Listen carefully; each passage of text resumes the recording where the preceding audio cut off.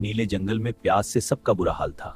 बानू, अगर हमें पानी ना मिला तो सब मर जाएंगे। भैया, बस एक ही उम्मीद थी, पहाड़ की चोटी पर छुपा राज। पहाड़ की सबसे ऊंची चोटी पर वो एक जादुई चरा चुमुका और यूं भैया क्या होगा?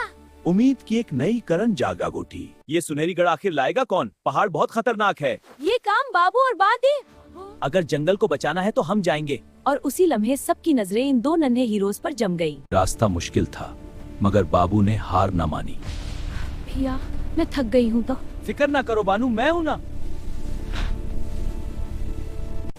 रास्ता बंद था, खतरा सामने था। ओ नहीं, इतनी सारी मक्खियाँ। भैया घबराओ नहीं, मेरे पास एक तरकीब है।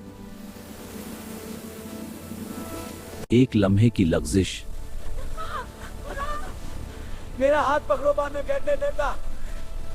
भाई की मोहब्बत ने बानू को गिरने से बचा लिया था। ये आखिरकार मंजिल सामने थी। बस थोड़ा सा और जोर लगाओ। हम कर सकते हैं। और फिर मौजिज़ा हो गया। और फिर आसमान ने रहमत बरसा दी। जंगल की प्यास बुझ गई और खुशियों की बारिश शुरू हो गई।